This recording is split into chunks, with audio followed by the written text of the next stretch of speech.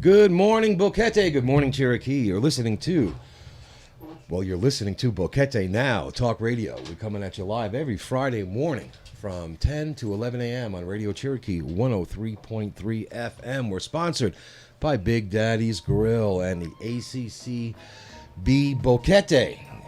If you haven't heard of the ACCB Boquet, well, give them a search out there on Facebook. They are a charity to charities, and they've been sponsoring the show now for a while. And we like to say thank you to them. They are a fantastic organization. I also want to say hello to Valerie down in David, and of course to Bolivar, our engineer here in Boquet. Thanking them for all they do to keep us live. Before we get on with the show, and by the way, we have a fantastic show for you today. We have Dr. Roderick Gotula on the show, and he's going to tell us all about his the health benefits of cannabis. So you really stay tuned. This is going to be a fantastic show. But before we go on to that, I want to give a shout out and tell you about a really fantastic opportunity for Father's Day. There's a new restaurant in town, Nadri. That's a Nobi name, and it actually means roots. And it's a celebration of Panamanian culture and also, all the wonderful food that comes from all the local farmers here, vegetables and all kinds of stuff. They're partnering actually with local farms like Finca Santa Marta and the Landau Farm to bring fresh organic takes on Panamanian food. So they have a Father's Day special. And by the way, the restaurant is in the old where Colibri was. So if you remember where Colibri was, right around the bend there as you're going over to Valle Escondido, it's $40 for Father's Day dinner. And here's what you get for your $40. You get a welcome cocktail, nice strawberry mimosa.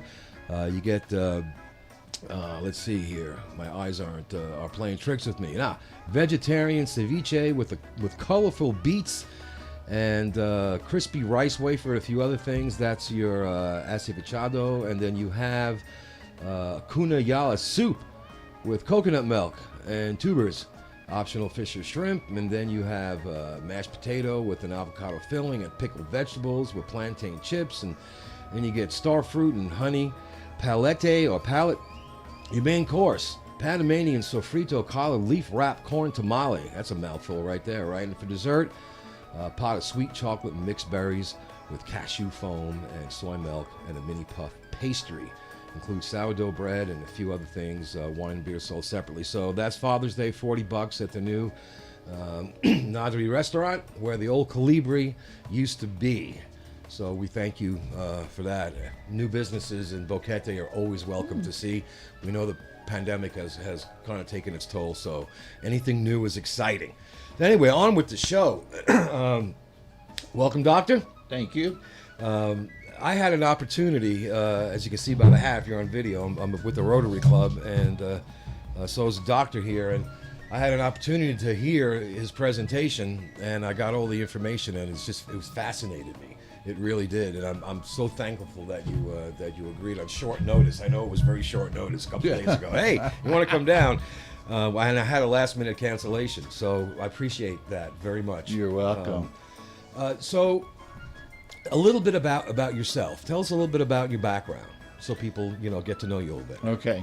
Born and raised in Nebraska. Yeah. Went to medical school there. Got certified as a doctor of family medicine. Went to a family medicine residency. Practiced family medicine for probably about 15 years. Then actually went into prison medicine, which was a little bit strange, followed by hospice medicine for 12 years. And then around 2018, I started to go into semi-retirement, moved back to Colorado, and took a job in a cannabis medicine clinic, becoming a cannabis physician who certifies people to get medical marijuana in Colorado. And although I had some background in cannabis, it's not taught in medical schools or any medical curriculum, etc. Getting into it really opened my eyes, especially seeing patients and seeing the benefit that my patients had when I talked to them as they used the product. So that's why I'm sort of try to be a spokesperson or proponent to let people know, because there's a lot of misinformation about cannabis. Absolutely, there Yeah. is, and the relationship between humanity and cannabis goes back quite a few years, does it not? There's documentation in China about 5,000 years ago that shows that it was in the medical literature back then, and they were using it. That's the earliest documentation I know about. Although they found cannabis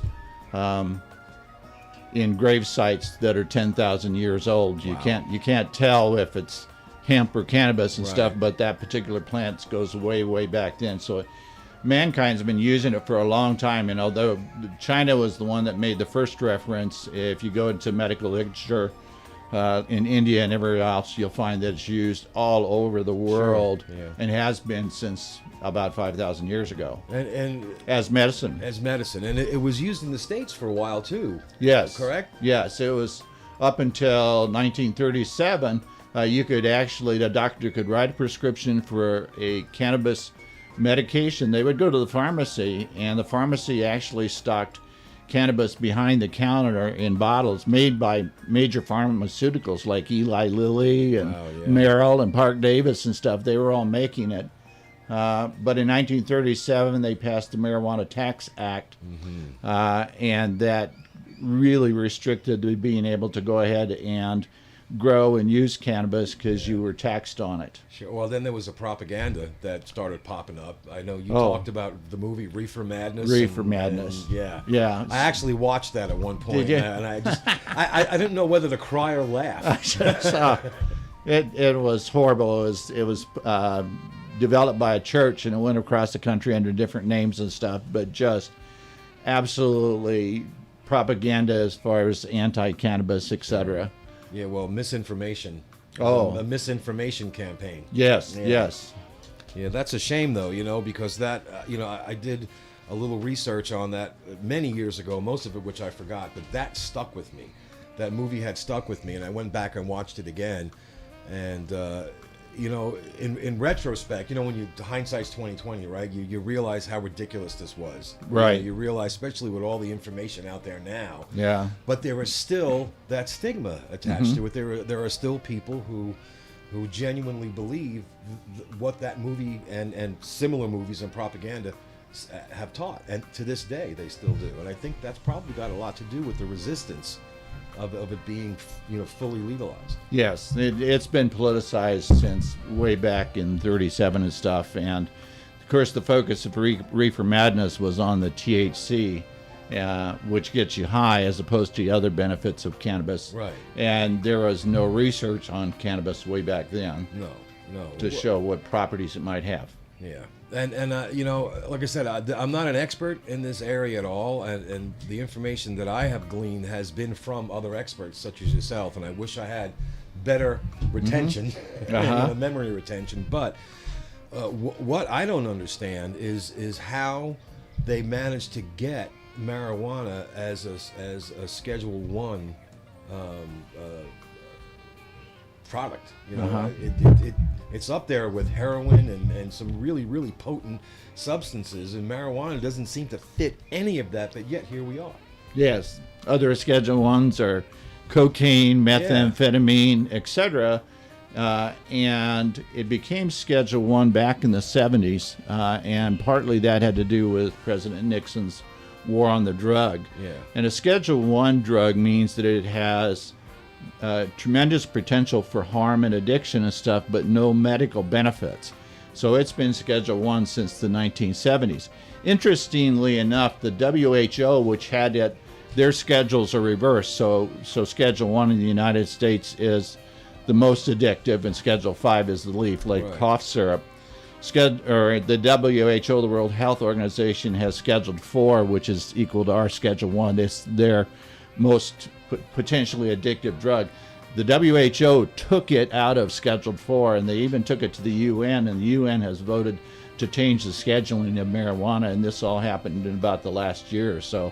So from the world standpoint, they're recognizing that it doesn't fit the criteria that they have for the schedule. Yeah. And first of all, I want to I want to express my gratitude for you for bringing these notes.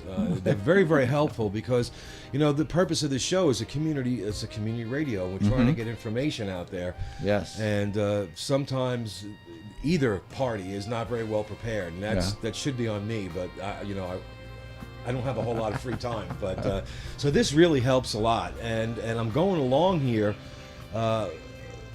Trying to make sure we have enough time to get through it. I know there's a lot of material here. And, sure. And for the people listening, the last thing we want to keep hearing is my voice. So, how does it work? Okay, and that's just basically, how does it work in our body? How does it do what it does? Okay, so prior to 1960, there was almost no information about what was in the cannabis plant. And in the 1960s, researcher in Israel discovered THC. He discovered the chemical formula for THC. Over the next couple of years, they discovered other cannabinoids, but interestingly, in around 1980, they discovered that the human body has receptors for cannabis and that the human body actually makes cannabinoids. Oh. They are not the same cannabinoids that you get from the plant. We call the plant cannabinoids phytocannabinoids. We call the ones that we make in our body endocannabinoids. And the endocannabinoid system, we've discovered, goes back about 600 million years. So I think it started developing in sea squirts about 600 million years ago. All animals have it. All birds, fish, etc. have it. Insects do not. What we believe the purpose of the endocannabinoid system, because it's so ubiquitous in the animal kingdom, the purpose of it is to try and bring the body back into equilibrium, or we call it homeostasis, when something knocks it out of kilter. Okay, whether that's an infection you had, an injury you had, that your body then starts to make endocannabinoids to try and repair things and bring things back to normal. What we think happens in some instances is that our endocannabinoid system isn't strong enough to bring things back into normal, and that's why the phytocannabinoids, the CBD and THC that we'll talk about later, go in and actually boost your internal endocannabinoid system. So we believe that that's sort of the main function of the endocannabinoid system, and like I said, it's ubiquitous. And the problem is that we had no knowledge of this before the 1990s and early 2000s. This is really new. So it's really new research, we'll get to that later. But basically, this is a system that's ubiquitous throughout the body. In fact, we think it's probably the most important system in the body. It not only affects the brain and the nervous system, etc., it affects muscles, it affects immune systems, inflammatory cells, etc., etc., much more than any of the other systems that are in the body. That's fascinating. To come upon that much information in a short period of time, and to realize, how it's interconnected, how it affects so many of our different internal systems. It's that stuff. Yes. That's fascinating to me. Yes, and if it weren't for the fact that it was Scheduled 1, you would have seen all the drug companies just jumping on the bandwagon to go ahead and see, and then they'd come out with your $100 cannabis pill or something like that. So okay. Wow, that's amazing. And by the way, for those of you listening, when I post the doctor has so many links and so much information that I really want all of you to have access to. So he's going to send me that, and I'm going to post that on social media and the YouTube channel, and it's really be worth your time. Instead of doom scrolling through Facebook, you click on these links and learn something. Learn something. Right. One of the things that is on your sheet here that I actually had meant to ask you, because I've been talking to a few people about this. There's a lot of confusion between what the difference is between marijuana and hemp. Yes. So if you could maybe offer some insight onto that. So there's basically one genus of a cannabis plant, but there are subspecies. Okay. Hemp and marijuana are actually of the same sort of subspecies. The difference has to do with what the plant makes in terms of cannabinoids. Cannabinoids are those ingredients such as THC or CBD that the plant makes. If you were to look at a hemp plant and you looked at a marijuana plant, you would never be able to tell the difference between the two. They look absolutely identical. What the difference is defined, this is mostly by the government. The government in the United States, in most countries, define hemp as a cannabis plant that makes less than 0.3% THC. Okay. And a marijuana plant as one that makes more than 0.3% THC. So in 2018, Congress passed a farm bill which allowed now the growing of hemp. And that's part of the reason why you see CBD products all over the world, is because they go ahead and grow these plants that are high in CBD and have less than 0.3% THC and harvest them and process them. Sure. Yeah, and from what I've read about hemp, it's an extremely versatile plant. It can be used in many different applications. Not just medical. I've seen documentaries on everything from a replacement for plastics, to construction equipment, and how inexpensive it is to grow. So that's good news, I guess, that they had made that distinction in the farm bill. Yes, and one of the problems was before the farm bill, and you couldn't grow hemp, you couldn't use it for all these other products. So in the old days being back in the 1600s, they used it to make sails, they used it to make ropes, they used it to make clothing, make paper, etc. So hopefully that part of it will start coming back, because it's a very renewable resource. Yeah, well, and that's where hopefully everyone we're going with renewable resources. Right. There's a finite amount of certain things that we use. Uh-huh. And when they're gone, they're gone. Uh-huh. They're not making any more dinosaurs. Right. So the research, and I'm looking over here at your notes here, and I'm reading information that's absolutely fascinating to me, where it says, cannabis research, 36,000 citations on marijuana and 4,400 citations on other things on PubMed. Can you expand on that a little bit? So PubMed is the repository for research studies that are done in a particular time period. It's part of the National Institute of Health. And if you go to PubMed and you go ahead and search for cannabis, what will happen is you'll see, as you said, tremendous number of researchers, because one of the biggest criticisms to having cannabis be a medicine is they say it lacks research. Okay, what it lacks is double-blind study research. Okay, which is the gold standard for looking at medicines, etc. Sure. Well, the reason it lacks double-blind is because it's considered an illegal substance. So how is a researcher going to get It's it? kind of a vicious cycle. To be able to do that. That's at least in the United States. Fortunately, Israel, Spain, a couple of the other countries and stuff do allow research with cannabis. But what I wanted to do is compare it to oxycodone, which is Oxycontin, which caused, as we think it caused the major problem in the United States as far as drugs going.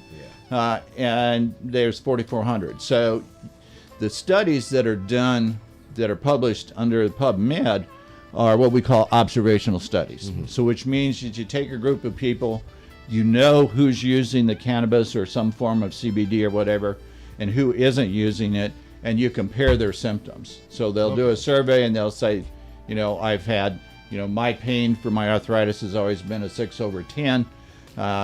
Or they all say that, and then you say, okay, well, you guys take CBD and you guys don't, and then compare. And then the CBD people come back and say, well, my pain now is 3/10 instead of 6/10. Sure. So you have to believe that there's something there. It's just that you don't have that gold standard of the double blind. Of the double blind. Yeah, but still, it's still valid. It's still valid scientific research, though. Maybe not to the level, correct, as they would like, but correct.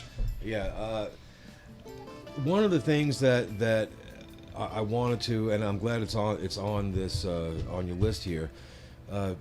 15, 18 years ago, it might have been. Let's see, we were 220, maybe even longer than that.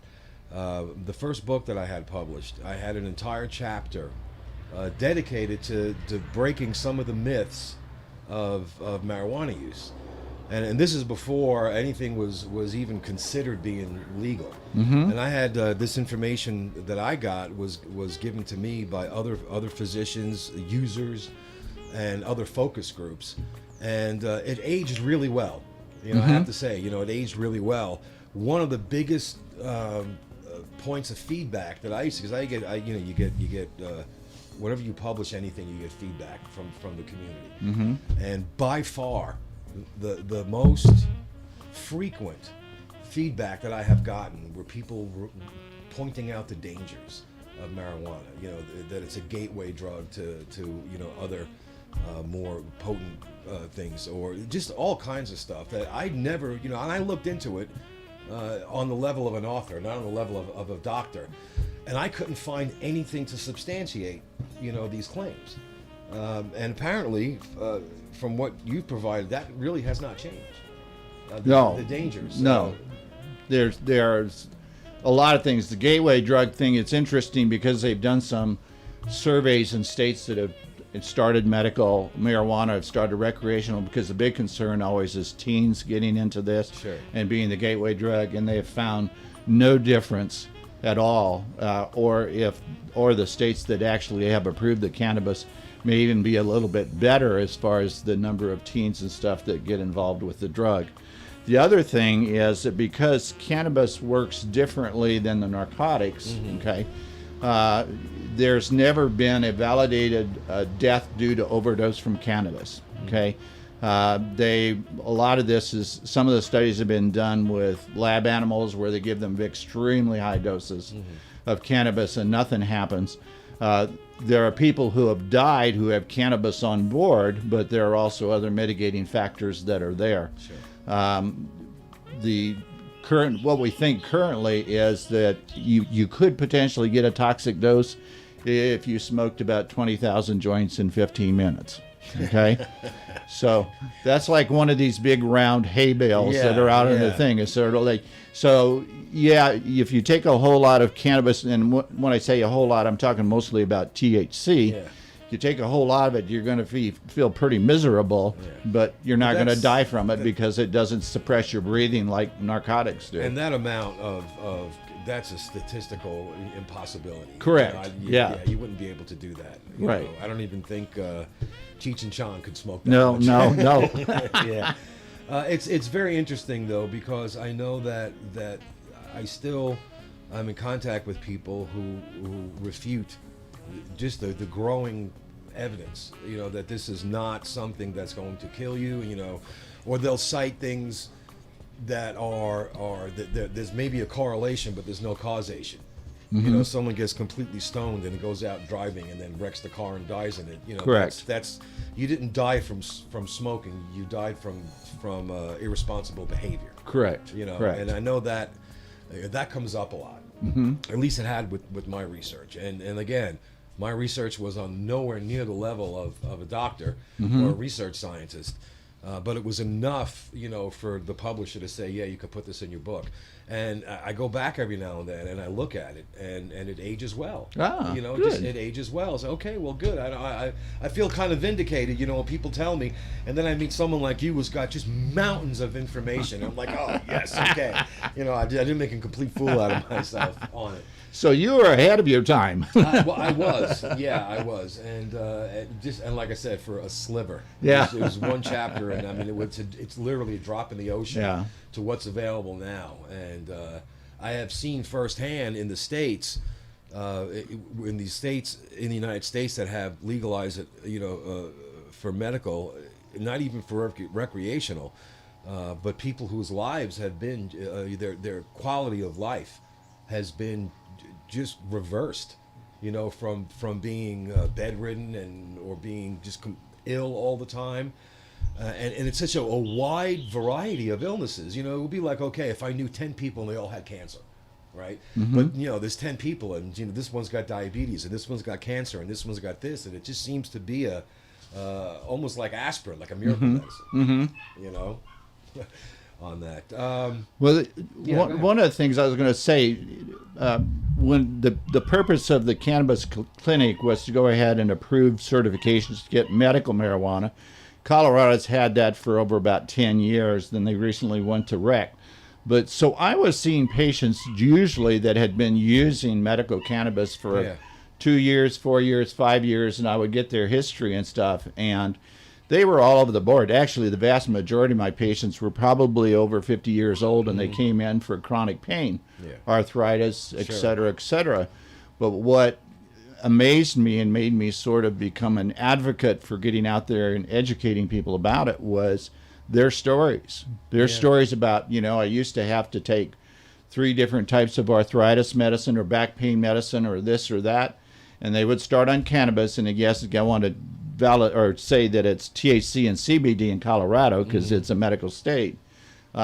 But they would get off a lot of their medicines. They would get off the cinnamons. They would get off the narcotics, et cetera, or they would markedly reduce it because their symptoms were improved so much. So that sort of made me kind of say, wow, this plant and the cannabinoids that it produces and stuff are just absolutely amazing, and are not only very beneficial, but the side effect profile is extremely low too, and the safety is very high when you compare it to other prescription medicines. Yeah, no, I've believe me, I've got a good testimony myself, which I won't go into here, about opioids and family members, and because of what happened, I dug a little into that, and it boggles my mind how, you know, this particular dangerous, potentially life-threatening substance is just given out, you know, and then it doesn't make sense to me. No. So you have here that the most common cannabinoids, and I've been mispronouncing that since I'm 5, is THC and CBD. So what are the differences between those two? Okay, so just to let you know that the plant, we've been studying this, so the plant actually makes over 100 different cannabinoids. Everybody sort of focuses on the THC and CBD because that's what's out there in the press, that's what's out there in the literature, because those are what's being used. But we're doing research on the other cannabinoids and finding out that they also may be extremely beneficial in various areas. So there's CBG, there's THCA, there's CBDV, etc. So they're finding new ones every year. So the list goes on and on. But we'll talk about THC and CBD. So THC is the one that most people know about, hear about. That's the one where you smoke and it gets you high, or if you ingest it, it gets you high. The reason it gets you high is because THC targets something in our brain called CB1 receptors. Okay. So the body has, right now, we know the most about CB1 receptors and CB2 receptors. CB1 are in the brain and the central nervous system. CB2 are scattered throughout the whole rest of the body with the immune system and a whole variety of other places. So when you smoke THC or you ingest THC, it goes to those CB1 receptor brains, and that's what gets you high. Okay. CBD, on the other hand, actually does get in the brain, and it actually affects the CB1 receptors. But the neat thing about it is that the CBD changes the shape of the CB1 receptor in the brain so that THC cannot attach to it. So we actually use CBD as something to keep people from getting high when they have to take higher doses of THC for their condition, whether it's seizures or arthritis or whatever. And in Colorado, I had my patients who were on both of them, and they would be able to function absolutely normal. They would be taking THC just like somebody else did. They could go to their job, they could take care of their kids, whatever, because that CBD was blocking the high effect of the THC. Wow. That's fascinating. Yeah. Now, CBD appears to affect CB2 receptors and other receptors. So, again, research is in its infancy about exactly where these things attach, how they do this, how they do that. But we think that's how come CBD acts so well as an anti-inflammatory and has these other properties as far as helping anxiety, depression, fibromyalgia. Now, CBD does not get you high. So CBD does not affect the CB1 receptors. you can take CBD until the cows come home and you're not going to get a buzz off it. Doesn't mean you might not have some side effects if you're taking high CBD, but Sure. as a rule, we use it to counter. And one of those interesting things that we know about this endocannabinoid system is something called the entourage effect. And the entourage effect is when you use both THC and CBD at the same time, they actually boost each other in our body because they're hitting different receptors. So I would usually tell my patients, I'd say it's kind of like 1 + 1 = 2.5. Okay? Okay, So yeah. so you get an extra boost. And so that's one of the things that we used a lot in Colorado to be able to fine tune what people used for their conditions. Yeah. You know, it's amazing, you know, to me that there's, with the amount of information that's out there, and there are so many people that still think the whole industry is basically someone goes out and plants some weed and then sells it to a dispensary and a doctor writes a prescription and they're fine. There's so much more behind this as far as research goes and what the medical community has learned. And I really wish, you know, that people would spend a little more time, you know, researching this or looking into it. You know, everyone's is saying, oh, do your research. Well, this is an area, you know, where I think that's warranted. Oh, yeah. Yes. You have here, and this is interesting to me as well, you have a list of conditions that the CBD is shown to help. And I mean, arthritis, seizures, Parkinson's, autism, diabetes, migraines, multiple sclerosis, PTSD, traumatic brain injury. It seems like, you know, it would be a no-brainer to me, you know, and I'm not a politician, I'm not a lawmaker, but, you know, for me it'd be like, this is a no-brainer. Let's just push this through and let's get it done. You know, this could help so many people.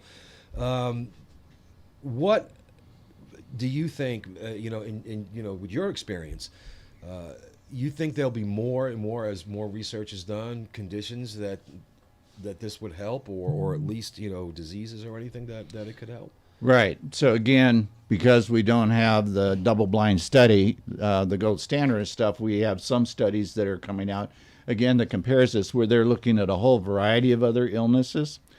I think it's just there's going to be more and more and more. One of the problems that we have, not so much in the United States, but certainly one, because CBD isn't regulated, okay, there's a potential for a lot of fraudsters to go ahead and either grow bad plants or spray pesticides or whatever, and when they make the final product, that they skimp on the CBD, they say it has this much in it, and it really doesn't have that much in it. All right, so there's, without that regulation, and I see you can buy it everywhere. I mean, it's all Amazon. I mean, you can buy the stuff on Amazon, and yes, you know, it's like, you know, testosterone booster. It seems everybody's got one. Everybody's got one. And how do you differentiate? I mean, is there I know there's no regulation, but is there any kind of an agency that someone can subscribe to, like a grower can subscribe to get certified yet? Is that a thing yet? Certainly not in Panama. In Colorado, I believe that they have to get licenses and certification to do that. Yeah.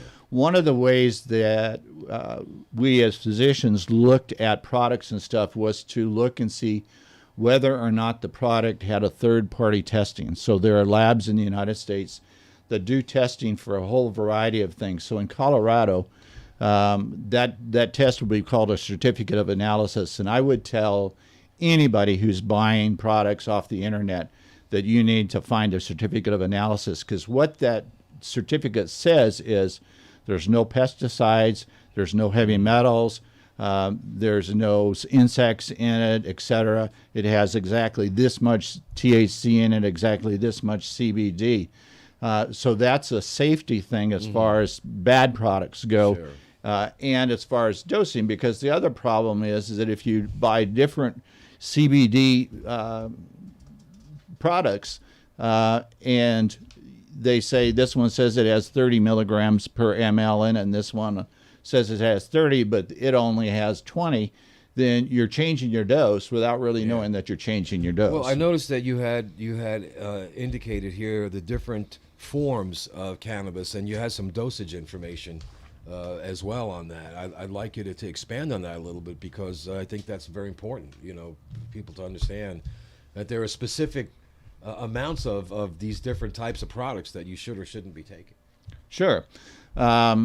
So I'm mostly going to talk about CBD Sure, because, as far as I know, and looking at this registry thing I showed you, Mensa is starting to go ahead and approve various shops to carry CBD products in Panama, which tells me that they must think that it's legal here. So in the United States, so down here, access to it would be very limited. However, if you go online, like you say at Amazon, you're going to find everything Thousands. from flowers to gummies to topicals to whatever.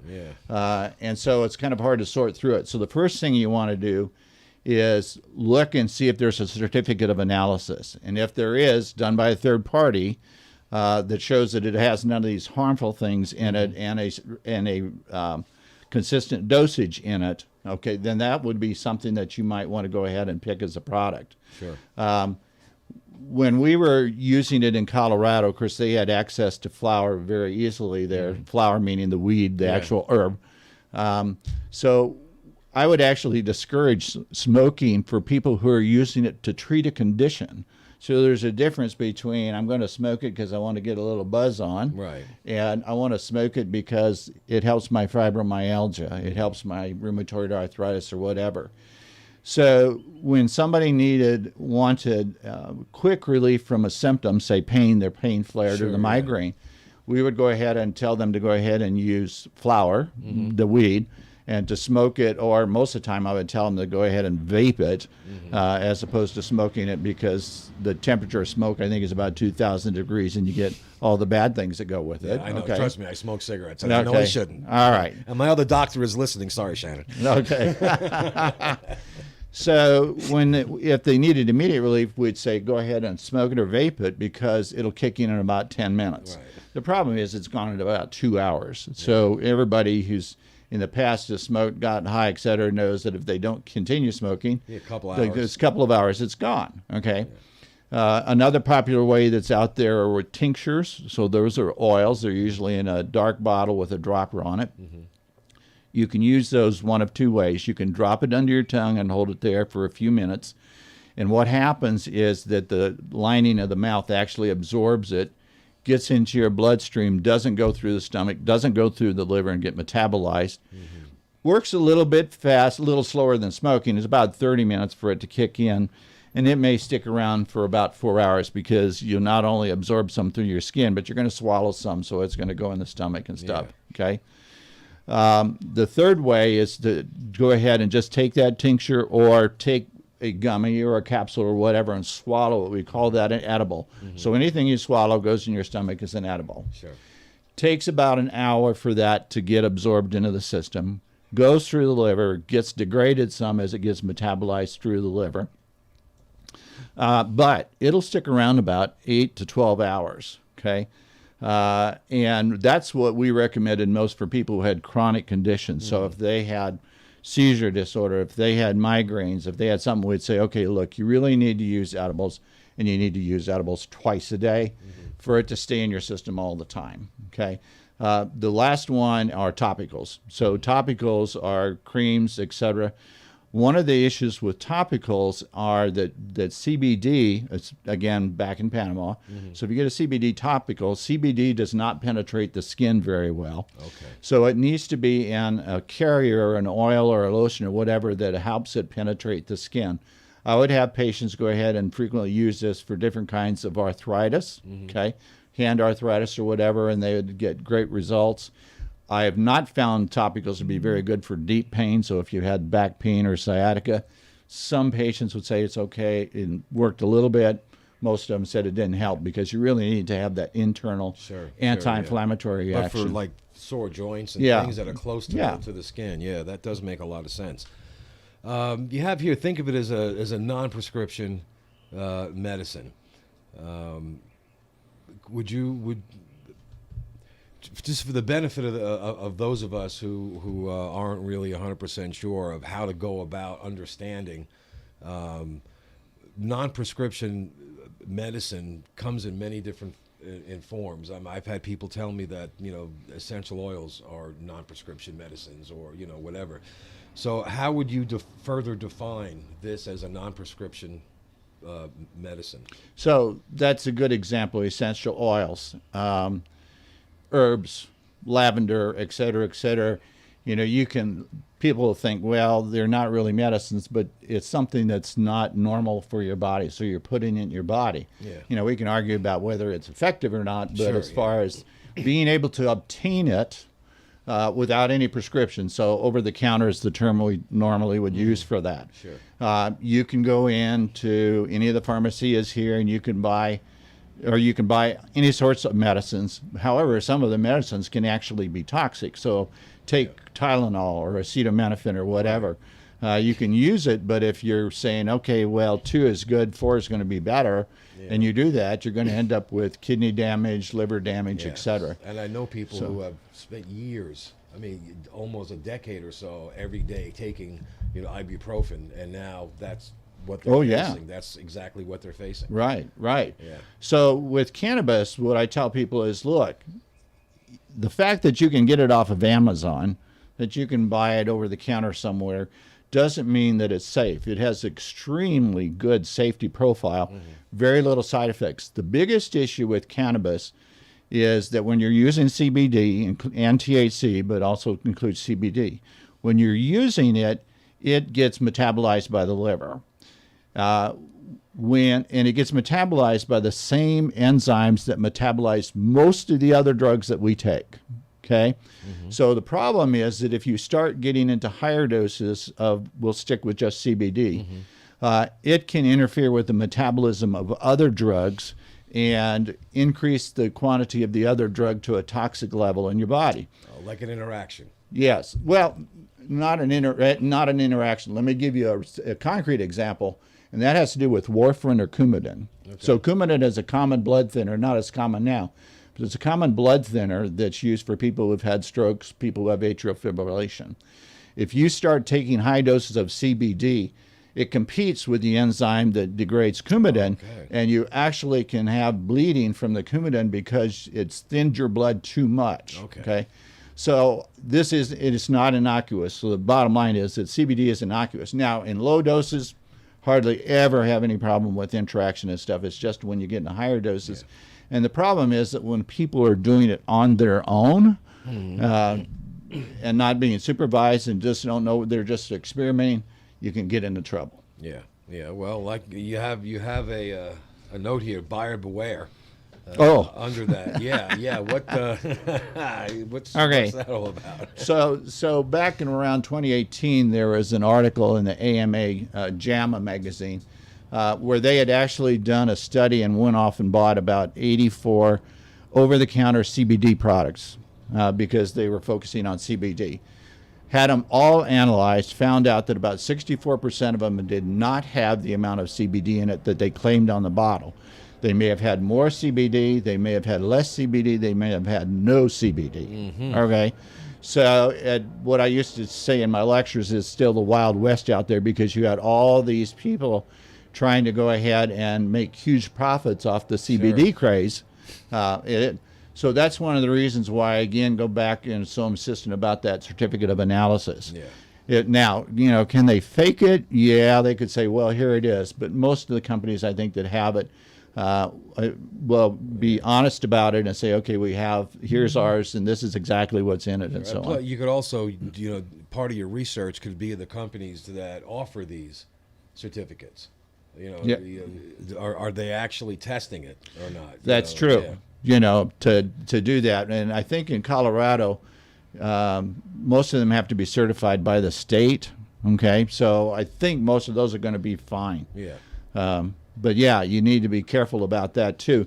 There are, and it'll be in, there's going to be 2 websites that come off with the information I send you that actually have CBD companies listed at the bottom that they have vetted.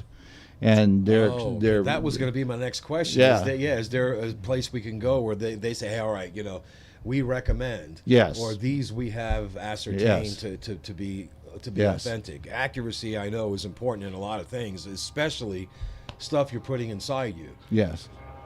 compounded by if you're already taking other medication, which you just explained on that. What is, you said you look for a whole plant or full spectrum. That comes back to that certificate. Comes back to that certificate, and it comes back to information that we've been gaining over time regarding the various other components of the plant other than cannabinoids. The most common ones that we call are terpenes, and all plants make these terpenes. I think it's lilac or lavender. Yeah, lilacs or lavender makes one called linalool. So what we're finding out is that it's not just the THC and it's not just the CBD in the plant. That when you add these terpenes in, they also seem to boost the effect of the CBD or THC. It's sort of like that entourage effect that I said, except it's coming from terpenes. When they process the hemp plant to get CBD or the cannabis plant to get THC, when they process it, they frequently will take out all the terpenes. So everything gets taken out except for the CBD. And you have CBD, but it has nothing else in it. When we talk about whole plants or full spectrums, we're saying that they either processed in a way that retained those terpenes, or they added them back in after they did the CBD, because you can go ahead and buy terpenes on the internet of lavender or whatever. You can add them back in. Sure. So, and that's full spectrum. So the reason I suggest that is because research seems to indicate that those work better than something that's just a plain old CBD. Right. So terpenes are the agent in the plant that makes the CBD more effective. Yes, they can do that. So if you have CBD with terpenes, chances are it's going to be a lot more effective than CBD. Well, this, and I'm glad. Really, seriously, I have no idea how happy I am that you came on the show, because I don't know enough about this to give anyone information. I could only point them out, and they're going to look at me and say, well, who's your authority? Right? So now that I've had an opportunity to talk to an expert on this, that now when I give information out, I have the confidence to know, look, you can trust this. This is where you get your information from. Right. We got almost 10 minutes left, and I know that you wanted to do a recap on all of this because we did cover a lot in a short period of time. I also wanted you to have the opportunity to tell people you're going to be giving a lecture at the BCP.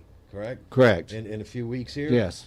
So if you have that information, by all means, blurt it out there, because I'll be there. I don't know which Thursday it is. I think it's the third Thursday in July and stuff. But if they go to the BCP site, they'll be able to go ahead and see me doing it. This is the second time I've done this. The first time, there were so many people on the waiting list that they wanted to do a recap, because there's a lot of interest in it. And will you have PowerPoint presentation, and it's very, very thorough. Yes. And I know that the last one you did, you kind of got rushed through, but hopefully you'll have the whole 90 minutes, to be able to do everything. And I know trying to cram everything into basically what ends up to be a 50-minute show isn't even enough time. But I'm really happy that that you're here. So you want to give us a recap before we close the show? Sure. So let me just tell you about what I dealt with in Colorado with the patients I dealt with. Absolutely. Okay. And again, I had access to THC and CBD, but I'm going to focus just on what CBD can be used for. I had patients who come in who would have migraines 5 times a month, severe migraines. We would put them on CBD, and they maybe had one mild migraine a month. Just absolutely amazing. People who had fibromyalgia, rheumatoid arthritis, cut back on their medicines tremendously. People who had Crohn's disease or regional enteritis, and had lots of difficulty. There's lots of research going on that shows that it benefits for that. Seizures was my favorite thing, not my favorite thing for patients to have, but seizures, because my partner there was, there's a little girl by the name of Charlotte Figge. Charlotte Figge is the poster girl for CBD for seizures. She used to have 300 seizures a week. Jeez. About every 30 minutes. Wow. Mom and Dad, after they tried, I think, 13 different medicines, finally tried CBD. gave it to Charlotte. She did not have seizures for 2 days after one dose of CBD, and then finally started. Wow. So she was actually the beginning of the CBD craze. She was the one that showed Sanjay Gupta, that'll be in the information I gave you in the documentary Weed, that made him change his mind about cannabis. Okay. Works great for arthritis, works great for muscle spasms, multiple sclerosis, works for Parkinson's, tremors, works for the behaviors of Alzheimer's. Okay, doesn't slow down Alzheimer's, but if you have somebody who's getting irritable or having issues around that, it can help that. It can help anxiety. It can help depression, cerebral palsy, etc. One of the things I'd like to do down here is to go ahead and get physicians in this area knowledgeable and interested and try use CBD for the kids that have seizures down here. Sure. Because I'm told that it's sometimes hard to get their seizure medicine, number one. And number two, because I worked in a clinic that dealt a lot with seizures, I've just seen how fantastic this is in regards to stopping seizures and stuff. Yeah.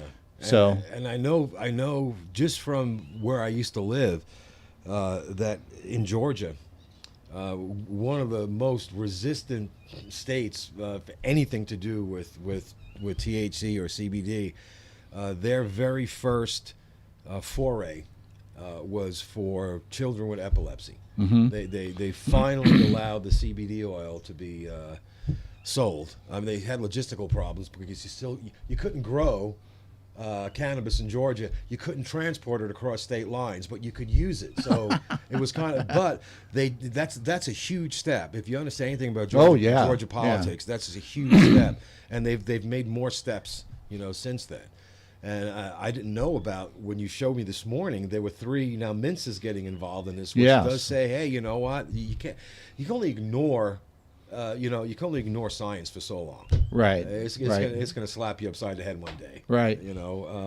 Anyway, I'm sorry to interrupt. Well, it's okay. And one of the other things, because there are a lot of expats and veterans in this area, PTSD, there were 3 military bases in Colorado Springs, and I dealt so much with veterans who had PTSD that were using CBD and THC for their symptoms. And they'd come in and say, look, I got off the 5 different drugs the VA was giving me for this, and this is what I'm using. And it was just absolutely amazing. Yeah. So, the thing is I guess what I'd tell the listeners, if you know somebody, some child who has a lot of seizures, you might want to consider having somebody look into CBD. Sure. I would never recommend anybody doing it without the neurologist's intervention. Sure, yeah. So one of the things I want to do is to try and educate physicians that this is safe, this is effective, and this is better for your patient than those things that you're using now. Yeah, and there are a lot. I'm part of this group called the Boquet Veteran Outreach. I'm a member. I'm not an organizer or anything, but there's a lot of us here. Yeah, a lot of us here who served in the military, and not even just combat.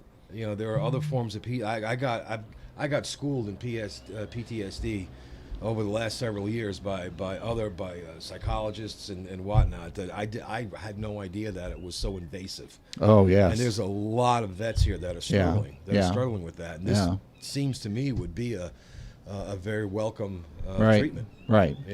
Because the VA, they throw medicine at you. They just throw pharmaceuticals at you. They mean well, but they're understaffed and underfunded. So you got to take that for what it's worth.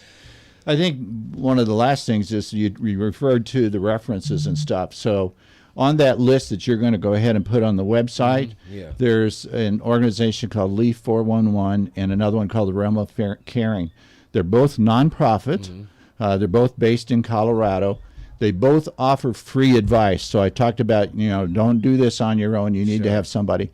Leaf 411 actually has cannabis-trained nurses, and you can contact them and say, this is what my condition is, this is what I'm on, etc., and they will give you advice about how to go ahead and use and CBD. Verified advice, not just not just your old college roommate. It's very important. That's one of the things that has been ingrained in me over the years is if you're going to do anything that's going to alter your body, whether it be mentally or physically, you really need to have someone beside you, either a physician or a PA or someone that's got It's like getting spotted at the gym. Right, You know, right. you want to have Right. that security, and that's the fact that this is becoming so highly respected and recognized that you can do that now. There are organizations like Leaf 411 that you could pick up your phone and call and get, good verified Right. information. That's Right. yeah. I really hope that this down here in Panama. I know there's been huge strides made in the States, but there's a lot of people here that can benefit Oh, absolutely, absolutely. from this. And I know there's a couple of people locally here that sell it, and I'm gonna have a chat with them and see maybe if I can get them on the show. Okay. If you're listening, Diane, I would love to have them on. I know that they help a lot of people here, and they're very well respected. Yes. So we'll do that. But we got about a minute left. I want to thank you again for such short notice. After I heard you at the Rotary Club, I was like, I got to get this guy on the radio. This is fantastic. But you'll be. I don't have the exact date that you're going to be, but I will have it before I do the post promo show, and I'll put all that information where people can see you at the BCP for your lecture, your talk. Look forward to that, and I know that whoever ends up going there is really going to enjoy it. I want to close out again by reminding everybody that Father's Day dinner at Nadri, and I really hope I'm pronouncing that right. My pronunciation of indigenous languages is horrible, but Father's Day dinner, $40 per person. Chef Alexander is going to be doing the cooking there. They are on the old Calibri building, so go over there and enjoy it and have a nice Father's Day dinner. We've been talking with Dr. Roderick Gutola. Did I get that right? Close. Gotula. There you go. Gotula. The expert on the health benefits of cannabis, THC, CBD. I really enjoyed our conversation. Thank you again. You've been listening to Boquet Now Talk Radio on Radio Cherokee 103.3 FM, sponsored by Big Daddy's Grill and the ACCB in Boquete.